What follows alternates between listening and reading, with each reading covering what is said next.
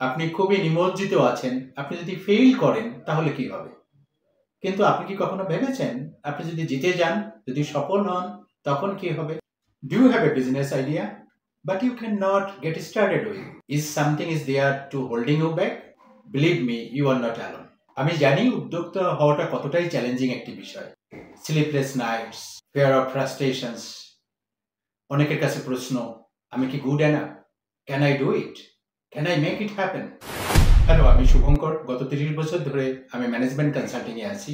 আমি small startup থেকে multimillion ডলারের ব্যবসাতে কাজ করেছি এবং আমি আমার কর্মজীবনে প্রাইভেট সেক্টর থেকে শুরু করে মাল্টিন্যাশনাল কোম্পানি এবং বিশ্ব ব্যাংকের মতো প্রতিষ্ঠানেও কাজ করেছি। আমি আমার 30 বছরের ক্যারিয়ার জার্নিতে দেখেছি প্রথম দিকে ব্যবসায়ীগণ বা এন্টারপ্রেনারগণ তাদের ব্যবসা ভালোভাবে শুরু করার জন্য 3টি প্রধান বাধার সম্মুখীন হন। আর এই 3টি কারণ হলো fear of failure, lack of direction or clarity এবং how to move to the next level। এবং আপনি ভাবছেন আপনি হয়তো এই 3টি জায়গার কোনো একটি জায়গায় আটকে গেছেন এবং আপনি সামনে এগোতে পারছেন না। কিন্তু যদি সেখানে একটি পথ থাকে, কিভাবে আপনার এই যে স্বপ্ন সেটিকে আসলে একটি বাস্তবতায় রূপ দেওয়া যেতে পারে, যে প্রধান 3টি অন্তরায়ের কথা এখানে বলা হয়েছে তার ভিতর প্রথম বাধাটি হলো fear of failure। আপনি ভাবছেন আপনার যে বিজনেস আইডিয়া সেটা যদি আপনি শুরু করেন তাহলে হয়তো আপনি ব্যর্থ হতে পারেন এবং ব্যর্থ হলে আপনি নিজের কাছে ছোট হবেন, আপনার পরিবারের কাছে, বন্ধুর কাছে এবং সমাজের কাছে ব্যর্থতার প্রতীক হিসেবে আপনি নিজেকে দাঁড় করাবেন। কিন্তু আপনি কি ভেবেছেন আপনার ব্যবসাটা তো ভালো হতে পারে, আপনি তো সফল হতে পারেন, সেখানে তো একটা ফ্লিপ সাইড থাকতে পারে যেখানে আপনার সাকসেস আসতেই পারে। আপনি কেন শুধু নিজের ফেলিউর নিয়ে চিন্তা করছেন? আপনি যদি একটু বাইরের দিকে তাকান, ধরুন আমরা এলন মাস্কের কথাই বলি। তিনি যে ইলেকট্রিক ভেহিকেলের ব্যবসায় এসেছিলেন, এর আগে কিন্তু জেনারেল মোটরস, যেটি একটি পৃথিবীর বড় মোটর কোম্পানি, তারা এই ইলেকট্রিক ভেহিকেল ব্যবসায় এসে ফেলিউর হয়েছিলেন। এটা জানার পরেও এলন মাস্ক তার যে পুঁজি তার সিংহভাগ নিয়োজিত করেছিলেন ইলেকট্রিক ব্যবসায়, ইলেকট্রিক ভেহিকেল ব্যবসায়, এবং সেখানে তিনি অবশ্যই বিশাল সাফল্যের দাবিদার। আপনি খুবই নিমজ্জিত আছেন। আপনি যদি ফেইল করেন তাহলে কি হবে? কিন্তু আপনি কি কখনো ভেবেছেন আপনি যদি জিতে যান, যদি সফল হন তখন কি হবে? ব্যবসায় সফল হওয়ার জন্য যে দ্বিতীয় চ্যালেঞ্জ সেটি হলো lack of clarity or lack of directions.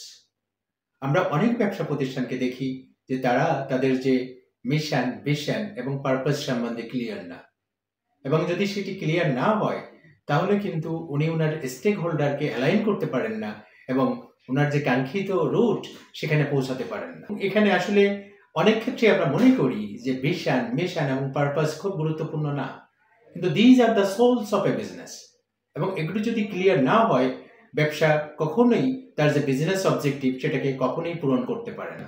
এখানে মিশনটি হলো হোয়াট, আসলে আমি কি করতে চাই। দ্বিতীয় যেটি হলো সেটি হলো পারপাস, আমি কেন করতে চাই, ওয়াই। এবং থার্ড যেটি হলো ভিশন, সেটির অর্থ হলো where I want to hit, where I want to rich.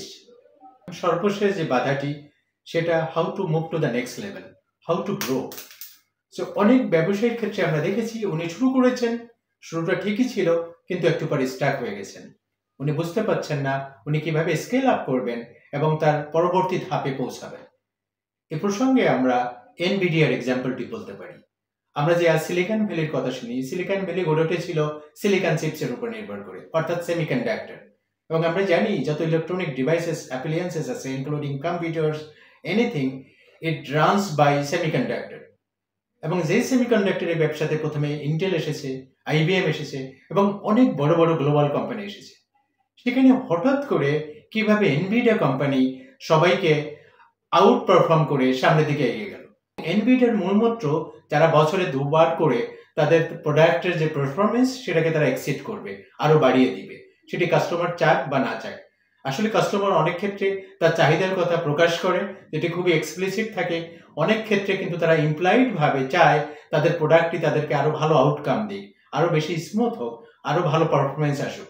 এবং এটিকে বুঝতে পেরেই এনভিডিয়া তার প্রোডাক্টের পারফরমেন্স ক্রমান্বয়ে বাড়িয়েছে খুব দ্রুত গতিতে এবং কাস্টমারের হৃদয় জয় করতে পেরেছে, এবং আজ তারা অ্যাপলের মতো কোম্পানিকে ভ্যালুয়েশনে ফেলে রেখে সামনে এগিয়ে গিয়েছে। সুতরাং এই আলোচনা থেকে আমরা বুঝতে পারলাম আমাদের ব্যবসায়ের প্রধান বাধা বা অন্তরায়গুলো কি। আমি এই ইউটিউব চ্যানেলের মাধ্যমে আমার 30 বছরের যে অভিজ্ঞতা সেটি আপনাদের সঙ্গে শেয়ার করতে চাই। একটা ব্যবসা কিভাবে জেরো থেকে শুরু করতে হয় এবং সেটি শুরু করার পরে তাকে কিভাবে প্রাণ প্রতিষ্ঠা করতে হয়, তার মিশন ভিশন এবং পারপাসটাকে ঠিক করে, এবং দেন সেটাকে কিভাবে নেক্সট লেভেলে নিয়ে যাওয়া যায়। আপনার সাহস আর আমার গাইডেন্স, আসুন এই দুটোকে মিল করে আমরা ব্যবসায়ের সমস্ত ব্যারিয়ার সবকিছুকে ভেঙে ফেলি। আসুন সামনে আগাই, আপনার স্বপ্নকে বাস্তবে রূপ দেই এবং সে পথে একে একে এগিয়ে আমরা ব্যবসার সফল শীর্ষে পৌঁছাই।